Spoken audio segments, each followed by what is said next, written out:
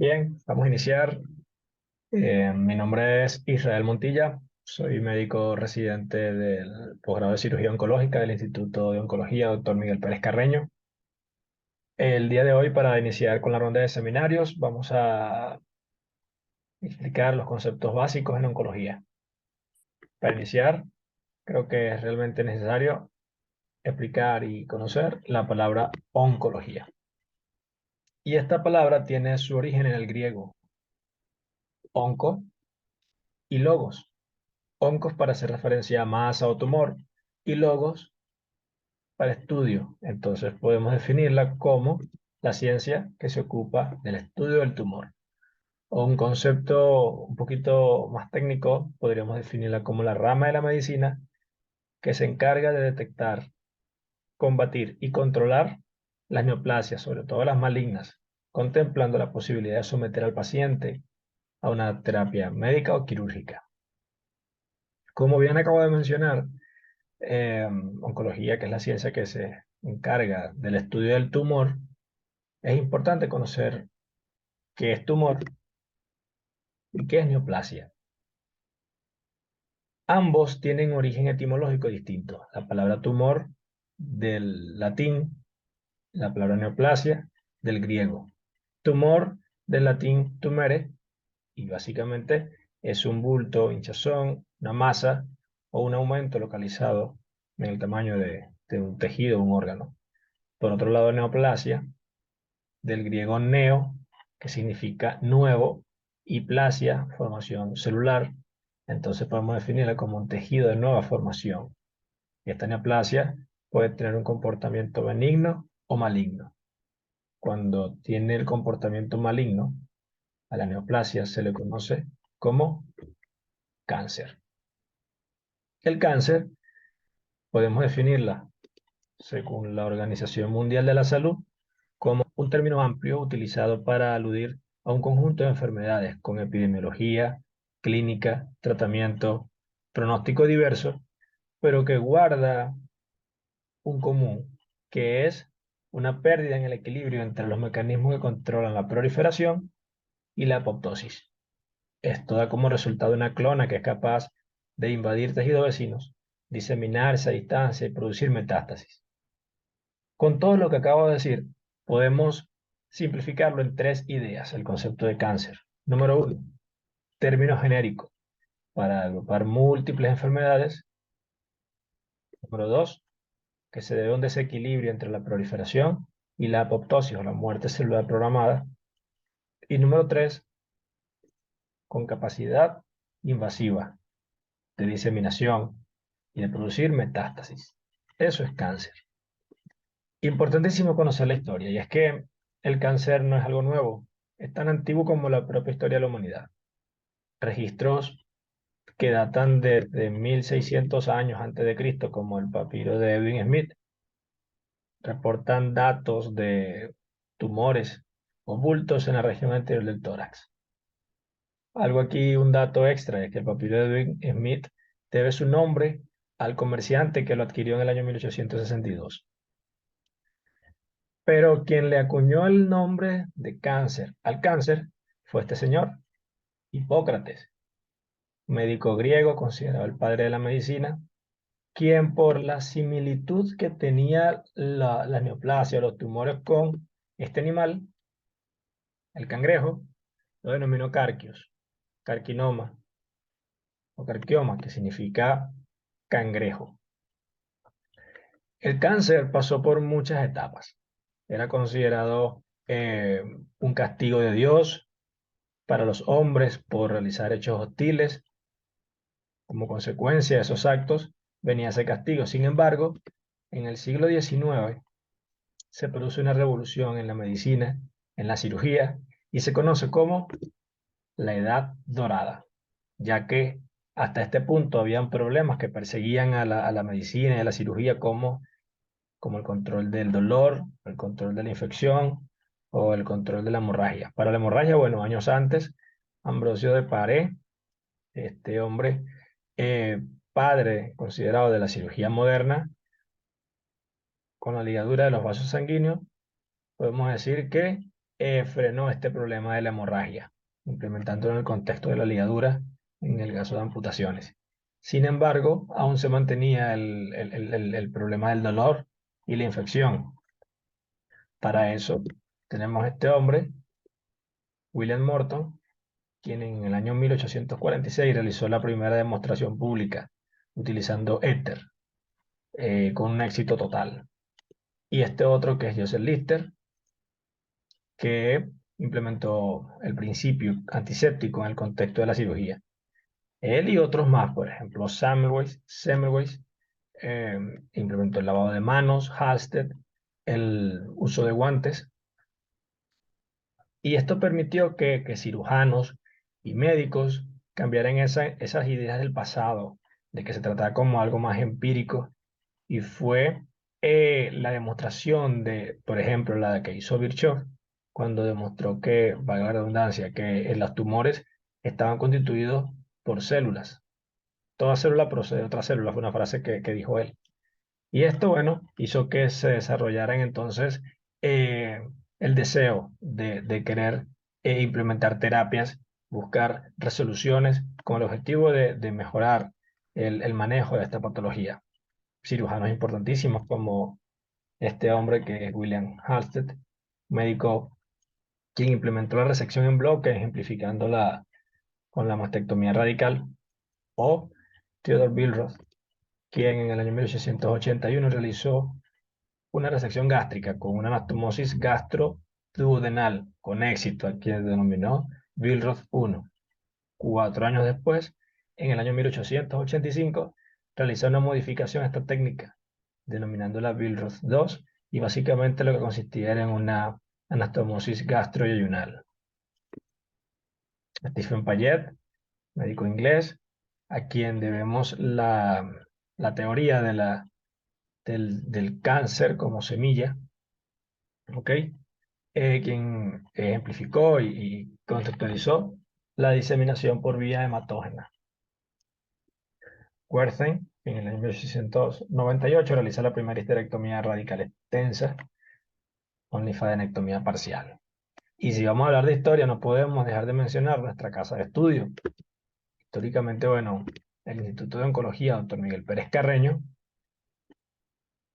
inaugurado un 31 de enero de 1986, data sus inicios desde principios del siglo XX, cuando se crea el Hospital para Maternidad en los patios del Hospital Antonio de Padua.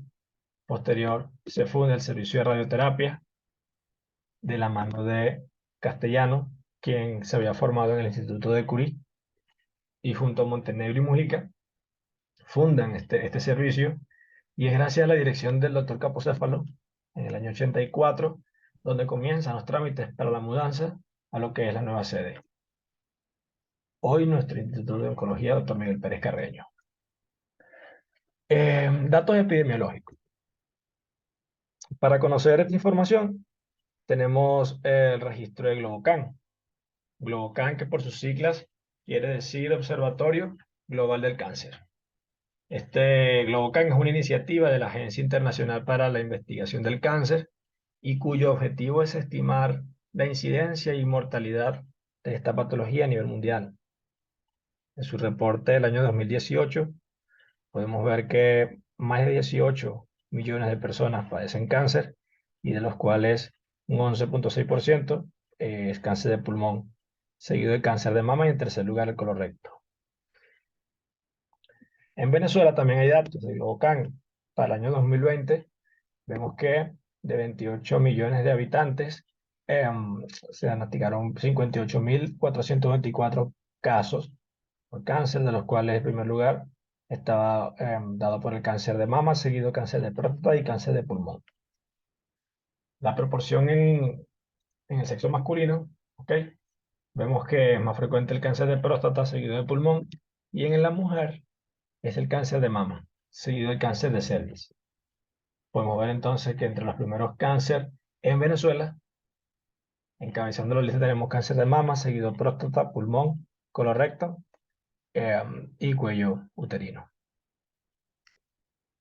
Si el tema es conceptos básicos en oncología, Es realmente importante conocer estos términos, como lo es hiperplasia, hipertrofia, displasia y metaplasia. Para conocer esta definición podemos tener estas imágenes que nos permite simplificarla un poco, y realmente el término hipertrofia, hiperplasia, por hiper conocemos que es algo grande, aumento de tamaño, pero ¿a qué se debe la hipertrofia?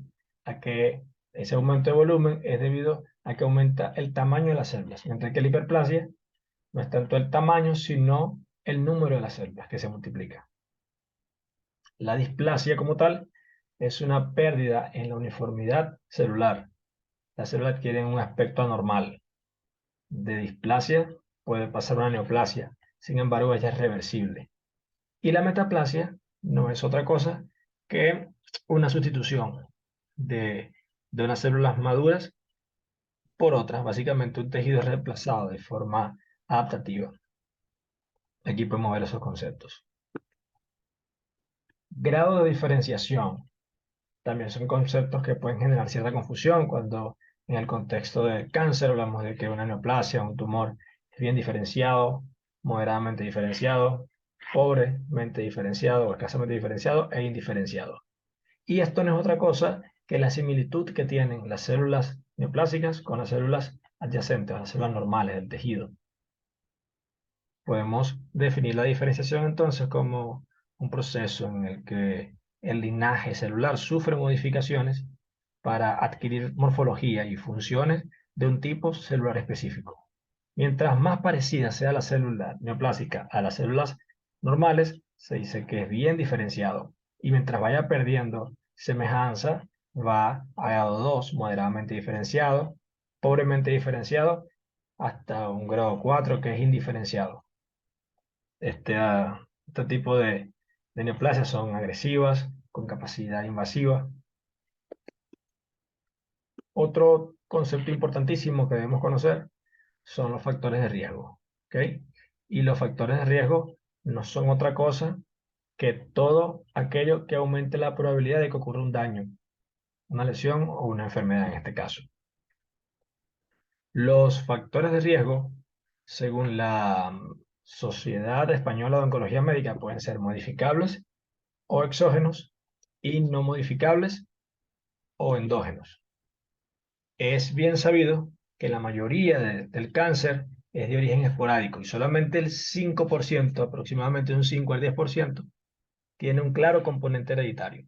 Entonces, si el factor esporádico es el relevante acá, también debemos conocer que no se trata de una causa única. Esto es algo multifactorial, y entre los factores de riesgo en los que se puede actuar y los que podemos cambiar tenemos la alimentación, hábitos tóxicos, infecciones, fundamentalmente un grupo de cáncer como el cáncer de estómago, el cáncer gástrico asociado a infección por Helicobacter pylori, cáncer de cuello uterino asociado a la infección por VPH o ciertos linfoproliferativos asociados a VIH, virus Epstein-Barr o incluso herpes simple tipo 8. Y los no modificables en los que realmente no podemos cambiar, tenemos la edad, el sexo, la etnia y los antecedentes, tanto personales como familiares. También existe el concepto de factor pronóstico y factor predictivo, que puede parecer similar, pero son totalmente distintos. El factor pronóstico es el que predice el efecto del tumor sobre el paciente. Básicamente es la evolución natural de la enfermedad, mientras que el factor predictivo es el efecto del tratamiento sobre el tumor. Es la respuesta básicamente tumoral ante una terapéutica. Para poder conocer o describir las neoplasias, debemos saber que estas se denominan según el tejido de donde se producen, de donde provienen. Por ejemplo, un tejido graso, adiposo, que es un tejido posterior al nombre de este tejido, se le agrega el sufijo oma, por ejemplo, lipoma. O si el tejido es muscular, mioma. Si el tejido es glandular, adenoma. O si el tejido es óseo, osteoma. Como lo vemos acá, nombre del tejido seguido del sufijo oma. En el contexto de las neoplasias malignas, va a depender si el estirpe es epitelial, el, el sufijo es carcinoma. Si es mesenquimatoso, sarcoma. Existe regla a la excepción, como es el caso de los linfomas.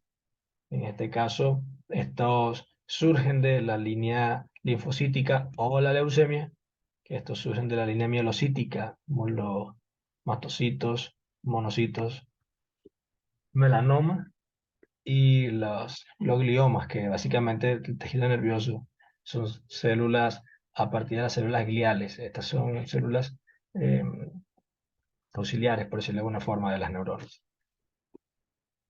Existe tipos de resección. Los tipos de resecciones van a ser R0, R1 o R2. Y va a depender de la enfermedad como tal, que pueda quedar posterior a una resección. Si la resección tumoral tiene márgenes negativos en una biopsia definitiva, R0. Si hay márgenes positivos, pero son microscópicos, es R1. Y si son márgenes positivos, pero macroscópicos, vistos incluso intraoperatorios, R2. Acá también es importante conocer que cuando hablamos de resección, existen dos términos como lo es un tumor irresecable y un tumor inoperable. Un tumor irresecable es aquel tumor que por sus características sea imposible la extirpación, ya sea porque se encuentra ubicado en órganos vitales o adherido a la cava, a la aorta, ¿ok? Mientras que un tumor inoperable no son o no depende de las condiciones del tumor, sino que depende de las condiciones del paciente, que por comorbilidades imposibilita la cirugía, aún siendo el tumor resecable. Puede ser un tumor resecable e inoperable. Se puede operar, se puede resecar, mejor dicho, pero no se puede operar por las condiciones del paciente. Biopsia. Una biopsia básicamente, o la toma de biopsia es un procedimiento a través del cual se extrae un fragmento de un tejido con el objetivo de estudiarlo para establecer un diagnóstico. Existen biopsias incisionales y biopsias excisionales. Una biopsia incisional es la extracción de un fragmento de la lesión. Su carácter es diagnóstico, a diferencia de la biopsia excisional, donde se extrae la lesión en su totalidad y tiene un carácter, además de diagnóstico, terapéutico. Existe también el concepto de la punción por aspiración con aguja fina, como es esta, o la punción con aguja gruesa, o aguja de corte o trucut. En el caso de la PAF, es un estudio citológico, y si buscamos la palabra cito, se refiere a célula. Entonces, un muestreo celular permite inferir lesiones inflamatorias, quísticas o incluso neoplásicas. Mientras que la punción con aguja gruesa, o aguja de corte o trucut, es un estudio histológico, a través del cual se puede estudiar arquitectura tisular. Una vez hecho un estudio diagnóstico a través de una biopsia, el paso siguiente es estadificar. La estadificación no es otra cosa que un proceso a través del cual se puede inferir la actividad tumoral en un organismo vivo. Esta va a permitir la planificación del tratamiento, estimar el pronóstico, además de eso, el intercambio de información entre centros de diagnóstico y estudio, y contribuir a la continua investigación, ya que se maneja de forma global el mismo idioma en cuanto a estadificación. Existen varios sistemas. Existe el sistema de clasificación, de estadificación de la FIGO. Sin embargo, el TNM, uno de los más utilizados también, básicamente establece la T de extensión del tumor o el tamaño del mismo, N de node en relación a los ganglios a distancia, comprometidos, y la M de metástasis, si éste existe o no. Esto debe su nombre gracias al trabajo del doctor Pierre Denoix, o Pierre Denoix, un médico que durante el año 1943 a 1952 desarrolló este sistema en el Instituto Gustave Roussy, publicado entonces en el año 1968, y con el respaldo de la AJCC o la American Joint Committee on Cancer. Este sistema, podemos ver que establece la T para la descripción del tumor primario, donde Tx, el tumor primario, no puede ser evaluado, y en el caso de T0, no hay evidencia de tumor primario. De T1 a T4 determina el tamaño de extensión del tumor, lo mismo para N y lo mismo para M. Los pilares del tratamiento del cáncer van a ser la cirugía, la quimioterapia, la radioterapia, la hormonoterapia, la inmunoterapia. Sin embargo, la cirugía juega un papel importantísimo, ya que esta tiene importancia en la prevención para el diagnóstico del cáncer, como tratamiento curativo o paliativo e incluso reconstructivo. ¿Por qué en la prevención? Existen condiciones asociadas a un alto riesgo de desarrollar esta neoplasia, y remover de forma temprana ese órgano afectado puede básicamente evitar el desarrollo de la lesión, como en el caso de la poliposis familiar, en donde está indicada una colectomía. Y si no se realiza, por lo menos el 50% de estos pacientes va a desarrollar cáncer de colon antes de los 40 años. Por eso su importancia en la prevención. Para el diagnóstico mediante el estudio, biopsia, el tratamiento, que puede ser tratamiento radical, que es el tratamiento en donde además del tratamiento curativo, donde se realiza la extirpación del tumor con sus vías de drenaje. Si no se puede curar, el tratamiento paliativo en el contexto del manejo del dolor o de obstrucción, y la cirugía reconstructiva. Importantísimo procurar en la medida de lo posible la estética. La radioterapia es otro de los pilares del tratamiento local para el control del cáncer, y esta debe su uso, entre otras cosas, a este físico alemán, Wilhelm Conrad, que en el año 1895 descubre eh, una forma de rayos emitidos por una descarga en un tubo de gas, a que denominó rayos X. Además de él, los esposos Curie, Marie y Pierre, entre el año 1899 y 1901, descubren el radium, quien dará lugar entonces al segundo tratamiento local después de la cirugía, lo que es la radioterapia. Y esta puede ser teleterapia, cuando la fuente de energía se encuentra a cierta distancia, o braquiterapia, cuando se encuentra dentro del organismo, ya sea adyacente a la lesión o dentro de la misma. Con la radioterapia se utilizan partículas u ondas de alta frecuencia, radiaciones ionizantes, con el objetivo de dañar o de destruir estas células neoplásicas malignas. Su uso, bueno, como terapia ayudante después de un tratamiento definitivo, o antes del tratamiento definitivo como neoadyuvante, o durante el tratamiento intraoperatoria, antes, durante o después. En el caso de la adyuvancia posterior al tratamiento definitivo, neoadyuvancia antes del tratamiento definitivo, intraoperatoria puede ser sola, como radioterapia radical, o acompañada, concurrente, con quimio. También se puede realizar la radioterapia como paliativo en el manejo del dolor, para hemostasia, como lo vemos acá, o descompresiva, desobstructiva, en el caso de descompresiva, en el contexto de una síndrome de vena cava, por ejemplo.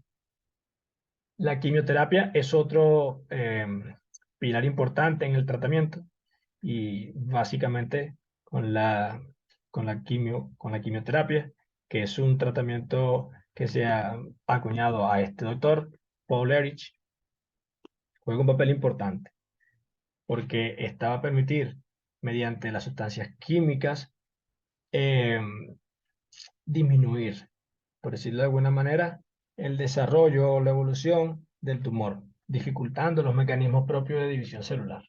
Esta puede ser quimioterapia neoadyuvante, previo al tratamiento definitivo, con el objetivo de reducir el tumor, o posterior al mismo, para tratar las micrometástasis o el control local de la enfermedad. Puede ser quimioterapia concurrente, asociada a la radioterapia, o quimioterapia paliativa. Existe la quimioterapia de inducción, quimioterapia de consolidación, quimioterapia de mantenimiento. En el caso de la quimioterapia de de inducción, el nombre lo dice, su objetivo es inducir la remisión. Una vez lograda la remisión, la terapia para quimioterapia de consolidación busca mantener esta remisión alcanzada, y en la quimioterapia de mantenimiento con dosis baja se procura prolongar esta remisión. Existe una manera de evaluar las respuestas del tratamiento, y son 4 maneras, que es la respuesta completa, respuesta parcial, enfermedad estable o progresión. La respuesta completa básicamente va a ser la desaparición de enfermedad maligna detectable en un plazo por lo menos de 4 semanas. Esto según la definición de la OMS o la RECIST, que es básicamente un sistema para evaluar la respuesta del tumor sólido. Cuando no hay desaparición de la enfermedad, pero hay una disminución del 30 o 50% en la suma de los diámetros mayores de la lesión medible, y esto se mantiene por lo menos por 4 semanas, hablamos de una respuesta parcial. Cuando no se produce un incremento de la lesión, pero tampoco una disminución, decimos que es una lesión que está como en stand-by o enfermedad estable. Y si por el contrario hay un incremento del 20 o 25% en la suma de los diámetros mayores de las lesiones medibles o la aparición de nuevas lesiones, hablamos de progresión. Además de esto, también existen 2 o 3 palabras que pueden parecer muy similares, como recidiva, recaída, persistencia. En el caso de recidiva y recaída, es la reaparición de signos y síntomas de una enfermedad maligna posterior a de haber alcanzado una respuesta completa documentada. En el caso de la recidiva, menos de 6 meses, recaída, luego de 6 meses. Y la persistencia es posterior al tratamiento, no se estuvo libre de enfermedad. Existe el término sobrevida libre de enfermedad, sobrevida libre de progresión, sobrevida global. ¿A qué se refiere eso? Bueno, la sobrevida libre de enfermedad no es más que el tiempo que se mide después de un tratamiento en el que no se detecta algún signo de cáncer, mientras que la sobrevida libre de progresión es el tiempo iniciado el tratamiento y después de este, y en este básicamente el paciente convive con la enfermedad, pero esta no empeora, no progresa, por eso dice libre de progresión. Y la sobrevida global va desde el momento en que se diagnostica hasta la resolución, ya sea por remisión o por fallecimiento. Y en el caso del intervalo libre de enfermedad, el nombre lo dice, intervalo, o sea, es un periodo de tiempo posterior a una resección hasta la reaparición del mismo. La hormonoterapia, por su parte, son el uso de fármacos, medicamentos que actúan tanto en la producción de hormonas como en su acción. Estos son fármacos que inhiben la evolución de las células, su multiplicación, y esto se debe se aplica sobre todo a lesiones que son hormonodependientes, o sea, no todas. Bien, la medicina basada en la evidencia.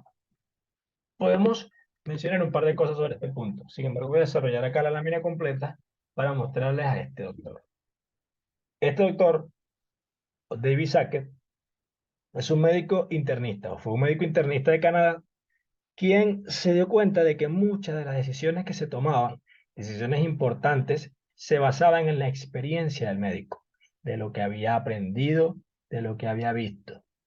Él propuso realizar o tomar esas decisiones basándolas en ensayos clínicos aleatorios o en estudios epidemiológicos.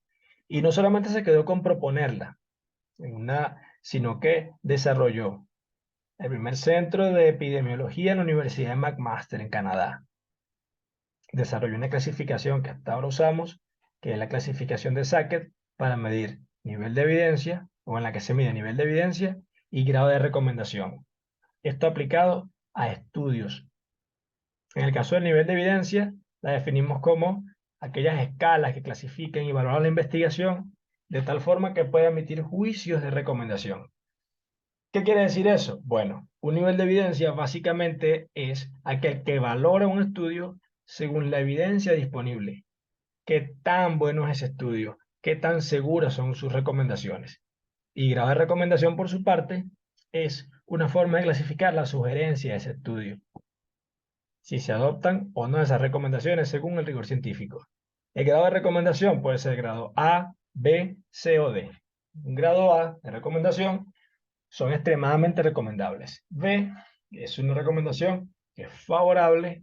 C no concluye y la D no la recomienda, pero tampoco la desaprueba. Veamos un ejemplo en la clasificación. Podemos ver que existe grado A asociado al nivel de evidencia 1A, 1B. Grado B a nivel de evidencia 2A, 2B, 3A y 3B. Grado C, nivel de evidencia 4. Y grado D, nivel de evidencia 5. Veamos que cuando hablamos de grado D, un nivel de evidencia 5 es un estudio en donde básicamente se basa en opinión de expertos. No hay una evaluación crítica, explícita o basada básicamente en investigaciones teóricas o se basa en estudios fisiológicos. ¿Ok? En el caso de grado de recomendación A, donde el nivel de evidencia es 1A, son básicamente revisiones sistemáticas de ensayos clínicos con asignación aleatoria, en donde hay metaanálisis, hay homogeneidad y por ende el nivel de recomendación es extremadamente recomendable. Por otro lado, existen términos que se usan para calcular la exactitud de los resultados de una prueba. Estos son la sensibilidad y especificidad. Se define sensibilidad como la capacidad de una prueba para detectar enfermedad en sujetos enfermos. Mientras que especificidad, esto que mencioné de sensibilidad, especificidad es la capacidad de una prueba para detectar ausencia de enfermedad en sujetos sanos. Tamizaje, cribado y screening. Otros conceptos importantes que manejemos. Existe cuando se realizan charlas, cuando se realizan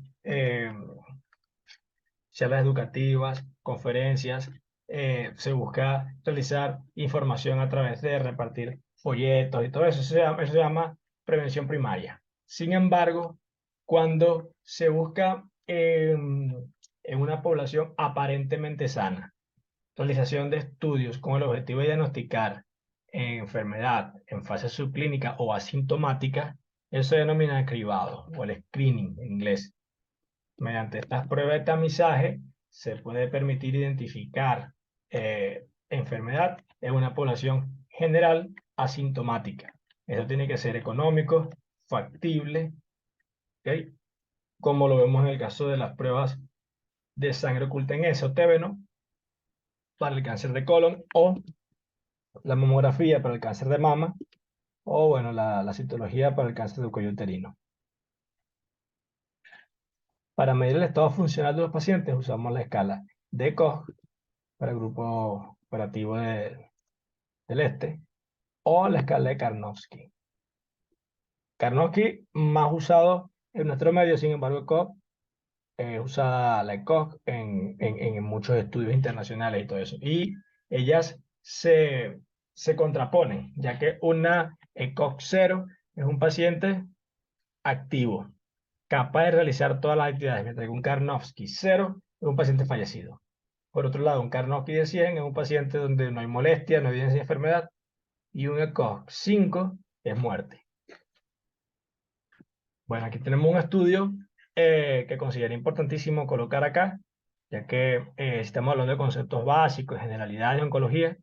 No podemos dejar atrás lo importante que es tener en cuenta la ética, sobre todo en la oncología. Este es un estudio publicado por la Sociedad Mexicana de Oncología, en donde hay ciertas interrogantes que me llaman la atención y por eso decidí colocarla. Por ejemplo, ¿hasta dónde es correcto suministrar un tratamiento? ¿Es útil colocarlo? ¿Es adecuado para un paciente? ¿Cuánto debo informarle a este paciente sobre su enfermedad?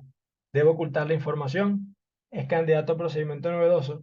Son preguntas que se pueden hacer muchas veces. Sin embargo, el objetivo de nosotros tiene que ser no dañar, procurar siempre el bienestar del paciente y lo que sea mejor para él.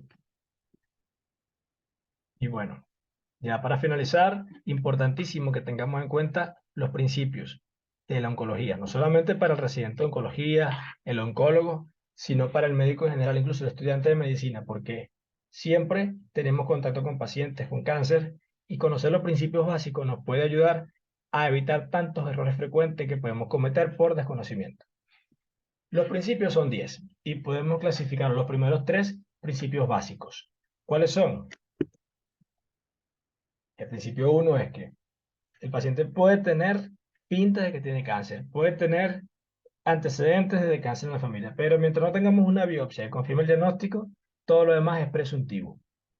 Existen algunas excepciones muy puntuales, pero por lo general, sin biopsia no podemos hablar de cáncer. La biopsia debe ser dirigida al tumor primario, el segundo principio. Y tumor primario identificado, tumor primario estadificado. Eso es lo primero que se le hace a un paciente con cáncer. No podemos plantear diagnóstico ni pensar en terapéutica si no sabemos el estadio del mismo. El principio 4, 5 y 6 se relaciona al abordaje del médico, sobre todo el cirujano, ya que el principio 4 establece que el intento, el primero, debe ser curativo. La resección debe procurar márgenes libres y involucrar el territorio linfático de forma centrípeta.